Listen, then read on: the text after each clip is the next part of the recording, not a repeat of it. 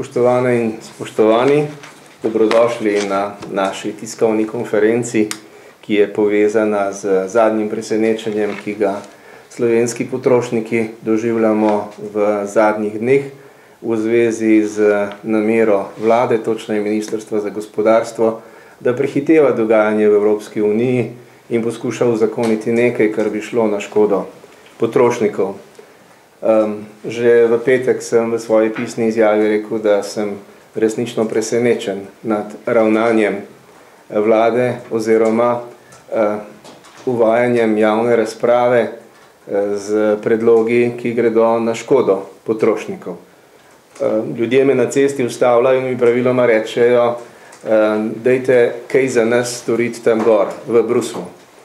Tam gor je mogoče kaj storiti samo v primeru, če nekdo doma ne prehiteva in če ni bolj papeški od papeža, oziroma če ne prehiteva celo papeža. Ravno to se nam je v tem zadnjem primeru zgodilo. Načela dobrega vladanja, oziroma kot se reče v angleščini good governance, zahteva upoštevanje pravil pravočasnega usklajevanja in primernega komuniciranja z javnostmi. Z vsemi javnostmi, predvsem za strokovno javnostjo in tudi nevladnimi organizacijami. Ampak to, kar se je zgodilo v tem primeru, pravzaprav kaže, da ne le da ne upoštevajo pravil igre, ampak da ne vladajo osnov psihologije. To je dobesedno neprimerno ravnanje. V angleščini uporabljamo za administracijo termin civil servant, torej služabnik ljudi. In če govorimo o državljanih, potem so naši državljani predvsem potrošniki. In zato bi se morali administratorji, birokracija enostavno uživeti v vlogo tega služabnika in bi morali pri tem vedno upoštevati potrošnike. V Evropski uniji imamo 500 tisoč potrošnikov, toliko kot je državljanov. Volivcev imamo bistveno manj. Ampak potrošniki so tisti, ki jim je Evropska unija, skupni trg, od vsega začetka tudi namenjen. Ena od izjav, ki smo jo slišali te dni, se glasi, da sprememba ne bo znižala ravni varstva potrošnikov. Kako lahko kdo kaj takega trdi? Za kaj takega bi bilo treba najprej narediti simulacijo vsega tega, predvideti vse posledice in se seveda tudi vživeti v vlogo malega človeka oziroma malega potrošnika. Predlogi, ki bi jih predlagali, bi morali biti razumljivi, primerljivi in državljani bi morali imeti možnost izbire. V tem primeru pa se je pokazalo, da je administracija sama sebi samozadostna in sama sebi namen. In zato se mi zdi, da v naši administraciji nujno potrebujemo dodatno usposabljanje, tako v komuniciranju, kot v pogajanju, kot o medsebojnem usklajevanju tako zahtevnih projektov, kot je na primer ta. Tisto, kar bi vam rad vsebinskega v zvezi s tem povedal, je dejstvo, da ta direktiva, kot se imenuje Consumer Rights direktiva, ima v tem trenutku okrog 1600 amandmajev. Ampak še nikdar jo nismo obravnavali v Evropskem parlamentu. Prvo branje te direktive je predvideno konec januarja v odboru za zaščito potrošnikov, tako imenovan odbor IMCO z našo kratico, za katerega pa je že zdaj jasno, da je svet odstopil od velikega dela teh predlogov, da se je potegnil nazaj in da se zavedajo, da to preprosto ne bo šlo skozi Evropski parlament. Zato sem na začetku rekel, da pri nas Ministrstvo za gospodarstvo prehiteva evropske inštitucije.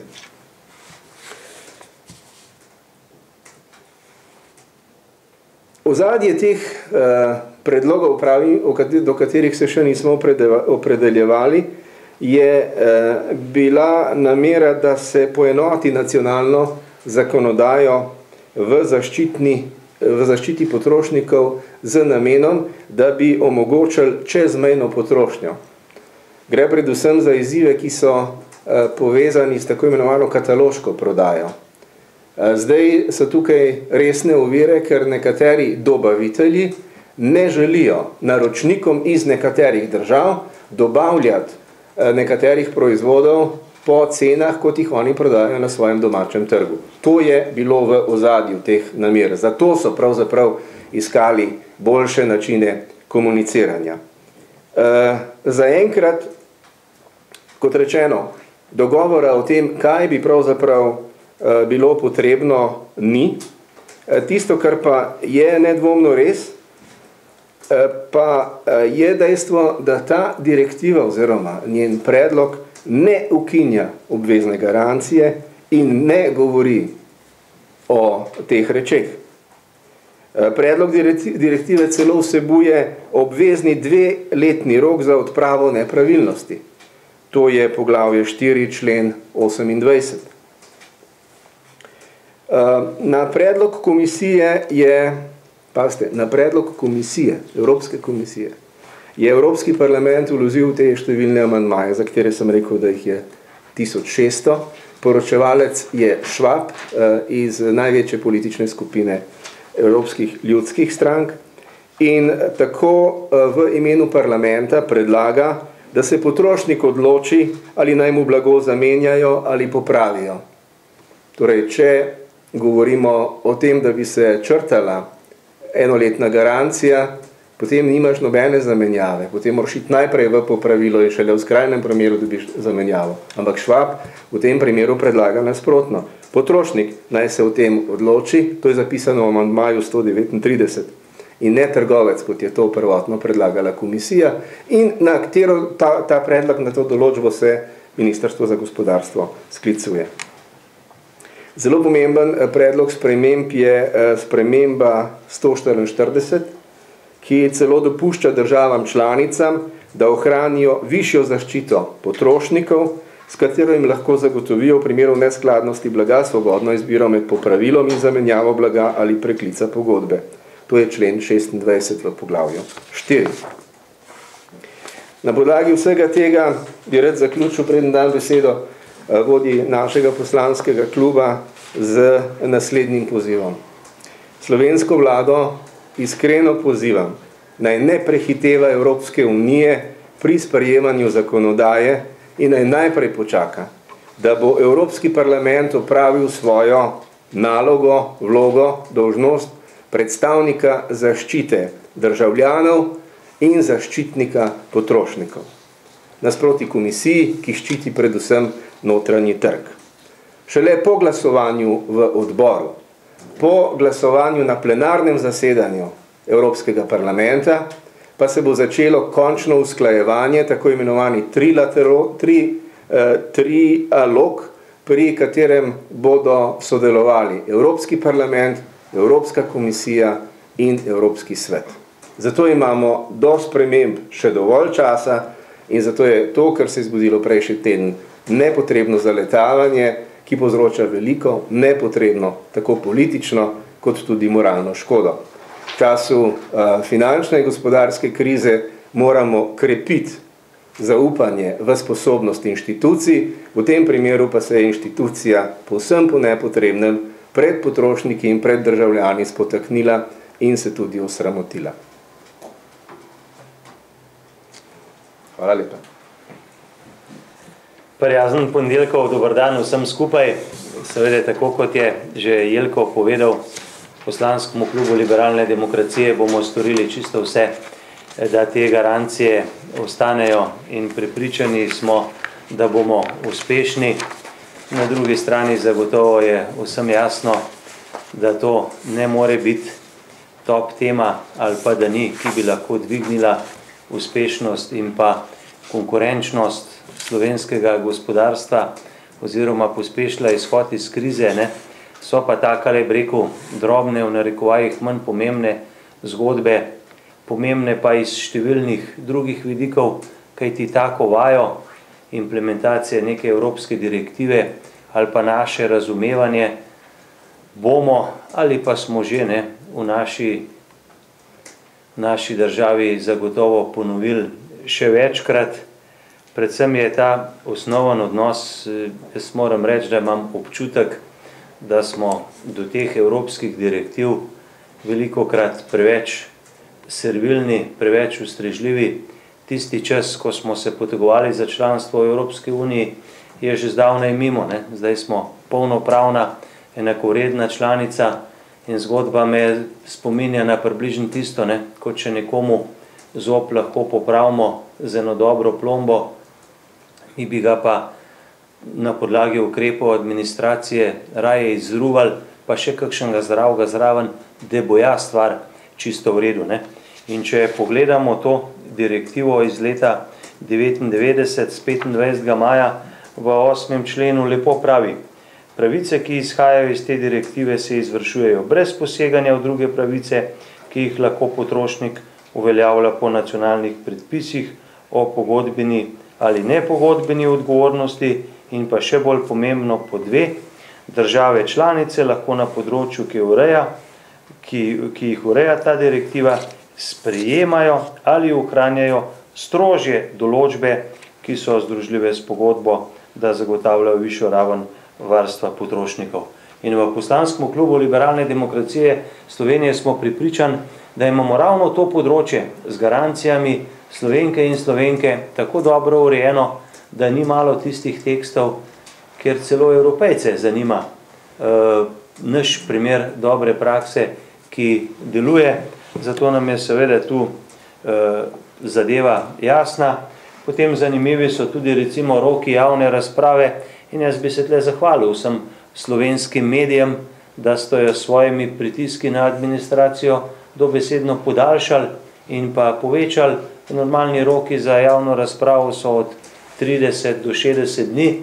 V tem primeru se je zgodbo hotel zaključiti v 14 dneh in jaz sem prepričan, da ko bo ta razprava končana, že zdaj pa je jasno, kaj si želimo in hočemo za denar, ki ga težko zaslužimo, enostavno dobre, kvalitetne artikle, ki imajo garancijo tako, kot je treba, vsaj tako, kot smo imeli do sedaj.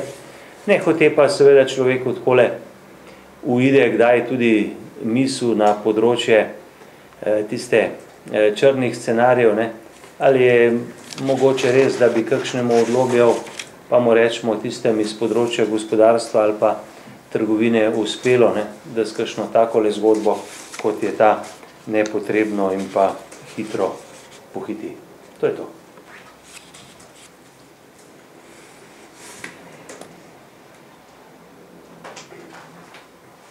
Je kaj nejasnega, potrebno kakšno dodatno pojasnilo? Mogoče kar Jure Bračko TV navezava na vaš to zadnje trditev lobijev, mogoče lahko tudi kaj bolj konkretni? Ali... Ne morem biti konkreten, ampak ta razmislek, ne, ko si človek razmišlja, komu je ta zgodba lahko všeč, tistim vsem nam, ki kupujemo, zagotovo ne. Mi z njo nič ne pridobimo, ne, pridobijo pa recimo zagotovo tisti proizvajalci in pa prodajalci. In pa še nekaj, kar sem pozabil omeniti, ne, ta naš strah pred evropskimi direktivami in kaznimi. Poglejte zgodbo slovenskih vinjet, ne. Tudi tam so nas stiskali v kot, da bomo ostali brez denarja za avtoceste, pa še kaj, ampak nazadnje se je pokazalo, da smo imeli prav, da tak način pobiranja cestnine z vinjetami lahko preživi in da smo kljub vsemu dobili ves denar, ki je bil namenjen slovenskim avtocestam. Vprašanje Andrej Čebok, Mamica. Kako pokomentirate te izjave gospoda Vrtačnika, da je v bistvu Evropska komisija pritisnila na Slovenijo, da moramo uskladiti to slovensko zakonodajo s to direktivo, na nasprotnem primeru, da se bomo prislužili pomen in da bomo zagotovo šli tudi na sodišče za voljo. Te že grozi sodišče? Ker tem je gospod Vrtačnik pripričan, da bomo šli na sodišče, če te direktive ne uvedemo v takem izkušnjem. Gospod Vrtačnik je prepričan v nekaj, kar ni v njegovi pristojnosti. Evropska komisija ima svoja pooblastila in če bo ugotovila, da Slovenija pri nekaterem uresničevanju direktiv zamuja preveč, bo pač uporabila pravna sredstva, ki jih ima na voljo. Ampak to, da se nekdo trese vnaprej in da zaradi tega vsiljuje nekaj, kar je povsem očitno na škodo potrošnikov, da pri tem v strahu pred drugimi argumenti blokira javno razpravo na ta način, da jo skrajšuje.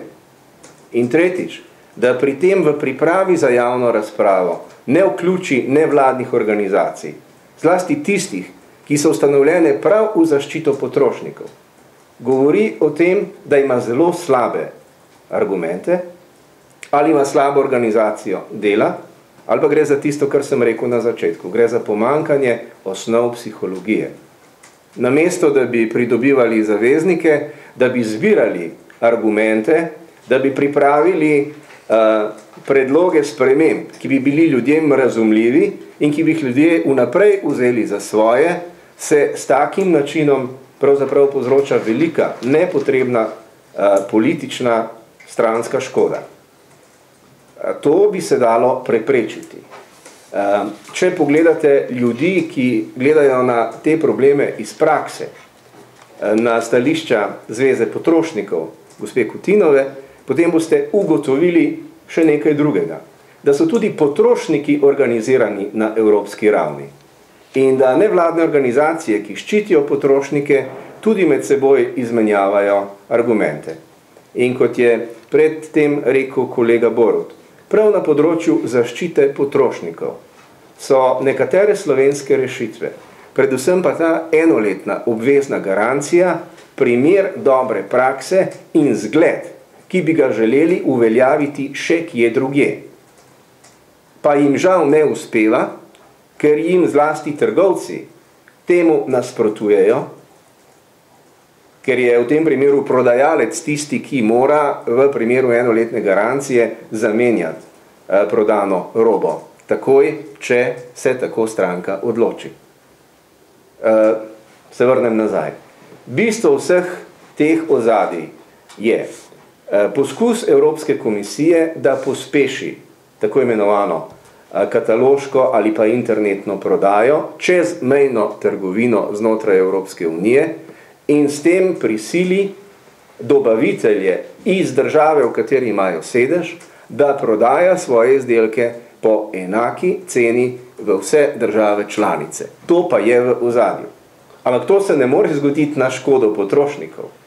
Za kaj takega je potrebno preživeti ves usklajevalni proces in zato kot evropski poslanec tukaj, ne bom rekel v imenu vseh iz Slovenije ali pa vseh evropskih poslancev povem, da bo Evropski parlament še kako izkoristil svoja pooblastila na prvem branju na odboru IMCO in potem na plenarnem zasedanju in na koncu tudi v zaključnem trialogu, usklajevanju med parlamentom, komisijo in svetom. Strah in pa hitrost nas pred Brusljem, v tem primeru pa v številnih drugih nikakor nista na mestu. Ko mi sprejmemo neko zakonsko rešitev, je treba najprej počakati tudi na reakcije in pa odzive iz Bruslja in če so tehtni, argumentirani, imamo še vedno čas, da jih popravimo, preden pride položnica. Gospod Kacina, je včasih praksa, na primer, ko uradniki pripravljajo nek zakon na podlagi nekih direktiv iz Evropske unije, da se potem mogoče posvetujejo z evropskimi poslanci ali pa pomagajo pri interpretaciji nekaterih zadev? Glejte, v tem primeru smo daleč od posvetovanja z evropskimi poslanci. V tem primeru ste videli, da enostavno ni bilo usklajevanja niti z potrošniško organizacijo, pa čeprav je ta ustanovljena prav zato, da bi se ukvarjala s tem problemom. Zato bi rekel, da gre za en problem, ki bi mu jaz rekel restriktivno tolmačenje evropske zakonodaje. Konzervativno tolmačenje. Ko poskušajo zadevo pogledati skozi najbolj črna očala in se potem podrediti črednemu nagonu. Kaj narediti, da bo najmanj nezadovoljnih? Ampak ne doma, pač pa v evropskih inštitucijah. Ampak evropske inštitucije niso same sebi namen. Evropske inštitucije morajo služiti evropskim državljanom. Zato bom na vaše vprašanje v tem primeru odgovoril na drugačen način.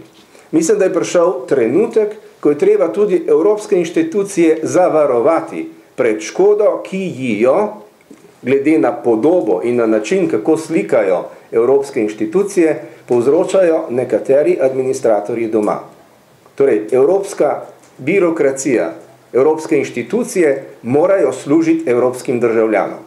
Ne more biti pa to izgovor za tako nezrelo tolmačenje in nezrelo branje usmeritev, ki gredo na škodo državljanov Republike Slovenije oziroma potrošnikov, ki živijo ali kupujejo v Sloveniji, kot se je to zgodilo v tem zadnjem primeru.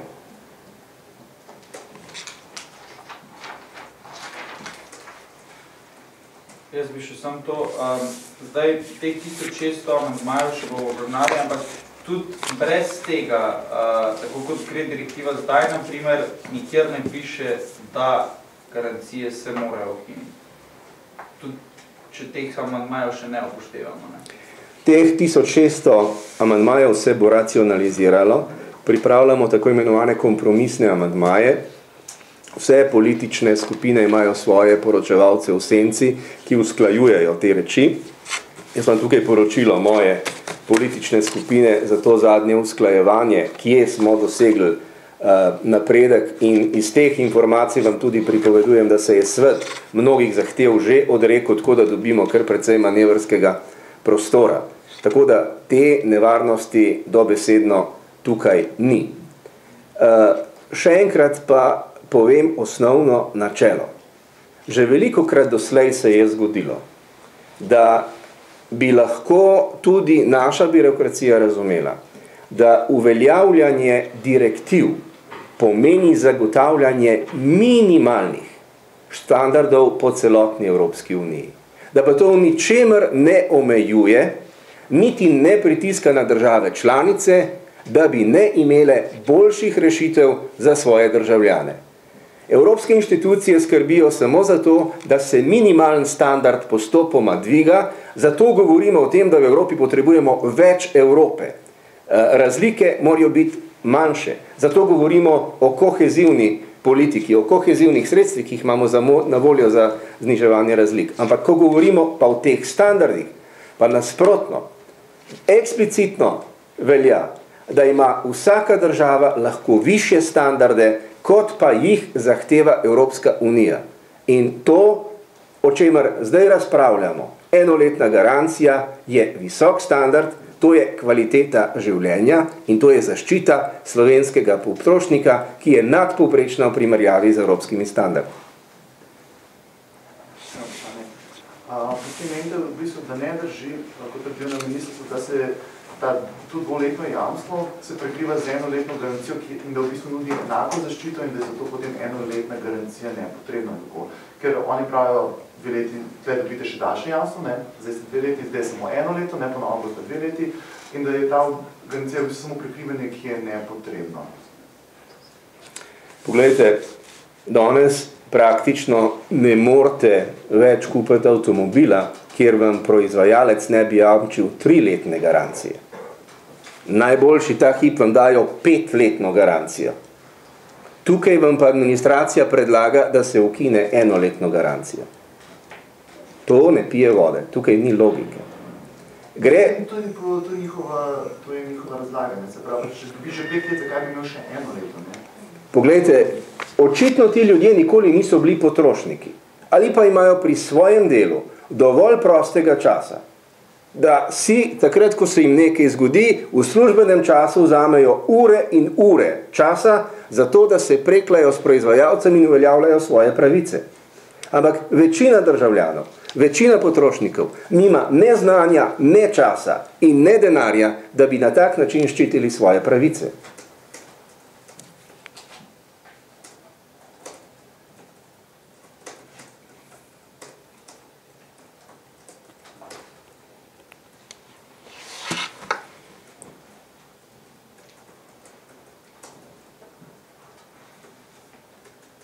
Smo razumljivi?